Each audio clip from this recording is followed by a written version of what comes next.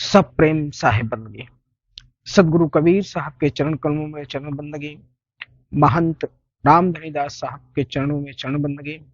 महंत धीरज दास साहब के चरण कमलों में चरण बंदगी। आप सभी श्रोता बंधुओं, भक्तमयी माताओं बहनों, सभी को सब प्रेम साहिब बंदगी। प्रिय श्रोता बंधुओं, आप सभी सदगुरु कबीर साहब की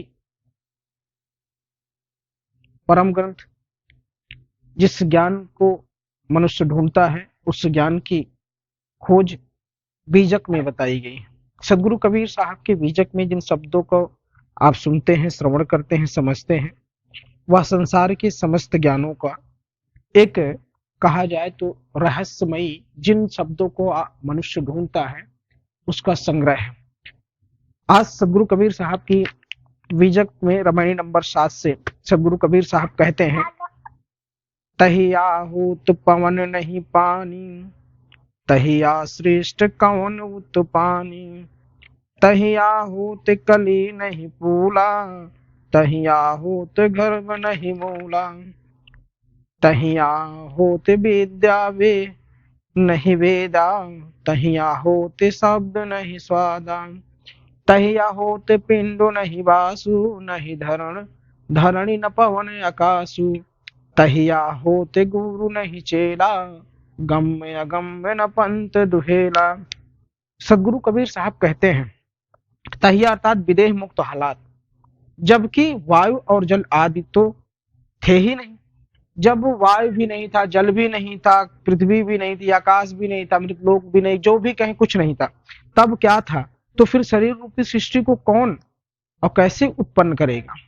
अर्थात ये सब आया कहां से? सदगुरु कबीर साहब कह रहे हैं कि कैसे इसकी उत्पत्ति हुई, कौन इसका प्रारंभ करेगा? अर्थात प्रारंभिक काल में वायु और जल भी नहीं था, तब मूल द्रव्यों के बिना सृष्टि का निर्माण किसने किया? कहते हैं कि उस समय ना कली थी और ना फूल था, ना गर्भ था और ना ही वीर था। उस समय वेद विद्या शब्द स्वाद आदि कुछ भी नहीं था। तो सब कहां से उत्पत्ति हुई? साहब आगे कहते, ना शरीर था, ना उसमें रहने वाला जीव था। उस समय पर्वत पृथ्वी हवा आकाश कुछ भी नहीं था। ना उस समय गुरु शिष्य थे, न सरल व कठिन मार्ग थे, अर्थात कुछ भी नहीं था। इस ज्ञान की बात को समझने की आवश्यकता है, क्योंकि साहब कहते हैं उस समय कुछ नहीं था, पवन पानी आकाश कुछ नहीं था। साहब कहते अवगति की गति काहू, अवगति की गति का काहू, जाके गांव न ठाव, गुण बिहान उपेखना का कही लीजे नाव। सदगुरु कबीर साहब कहते हैं, जिसका कोई पता व मुकाम नहीं है, उस अज्ञात की बातें करने से क्या लाभ है? इस गुण विहीन दर्शन में कर्ता और कारण क्या नाम दोगे? कहने का अर्थ यह है कि बिना शरीर के पुरुष का पुनर्गम सर्वथा अनुचित है। साहब कहते हैं, बिना शरीर के किसी भी पुरुष का क्या उत्पत्ति हो सकती, क्या उसका पुनर्जन्म हो सकता है? साहब की वाणियों को समझेंगे तब आप जान पाएंगे। आगे सदगुरु कबीर साहब कहते हैं अपने रामायणी नंबर 8 में कि तत्वमसी इनके उपदेशा, ये उपनिषद कहे संदेशा, ये ही निश्चय इनके बड़ भारी, वाहिक वर्णन करे अधिकारी, परम तत्व को निज पर माना, सनकादिक नारद सुख माना, याक लग और जनक संवाद, दत्रा दे वही रस स्वादा। वो ही बात राम वशिष्ठ मिल गाई, वही बात कृष्ण उद्धव समझाई, वही बात जो जनक दृढ़ाई, देह धरे विदेह कहाई। सदगुरु कबीर साहब कहते हैं, ब्रह्मवादियों का उपदेश कि तत्वमसी अर्थात वह तुम हो।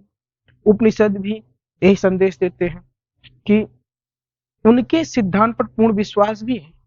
अधिकारी पात्र को मिलने पर ये इसी सिद्धांत का प्रतिपादन करते हैं। कहने का मतलब यह है कि तत्वमसी वह तू ही है, तू ही सब कुछ है, तुझमें ही सब कुछ है, यही इनका प्रमाणिक तत्व है। सनक सनंदन सनातन सनातनु कुमार नारद सुखदेव आदि ने इसी सिद्धांत को अपनाया और इसी सिद्धांत को याकलव्य और जनक संवाद भी हुआ। श्रीमद् भागवत पुराण तथा दत्तात्रेय ऋषि इसी का रसास्वादन करते रहे। श्री राम और वशिष्ठ जी भी इसी राग को गाया। इसी सिद्धांत पर श्री राम और वशिष्ठ जी संवाद भी हुआ। श्री कृष्ण ने उद्धव जी को श्रीमद् भागवत में इसी का उपदेश दिया। याकलव्य अष्टावक्र जी ने तो जनक जी से इस उपदेश को इतना दृढ़ दिया कि वह देह रहते हुए भी विदेह कहलाने लगे। साहब कह रहे हैं कि ये इन सिद्धांतों पे चलना है। साहब आगे कहते हैं, कुल मर्यादा खोए कि जीवत मुआ न होए, देखत जो नहीं देखिया अदृष्ट कहावत सोए। सदगुरु कबीर साहब कहते हैं कि उनका कथन है कि वंश मर्यादा, वर्ण आश्रम, धन विद्या आदि का त्याग कर देने से कोई जीवित रहते हुए भी मृत के समान है। जो देखते हुए भी अनदेखा करता है वह नेत्रहीन के समान है। तात्पर्य यह है कि देखते हुए भी विचार दृष्टि से जो प्रारब्ध को नहीं देखता वह अदृष्ट अंधा विचारहीन कहलाता है। साहब का जो संदेश है बिल्कुल खरा संदेश है। साहब कहते हैं कि सबसे पहले आप देखिए, समझिए, जानिए, फिर आगे बात करिए। देखते हुए भी अगर अंधे बन गए तो कुछ आपको ज्ञान की प्राप्ति नहीं होगी। साहब कबीर सत्य का दर्शन कराते हैं। आप किसकी पूजा कर रहे हैं, किसका पूजा नहीं कर रहे हैं, यह जरूरी नहीं है। जरूरी यह है कि आपके अपने जीवन का व्यक्तित्व क्या है। जरूरी यह है कि आप किस रास्ते पर चल रहे हैं।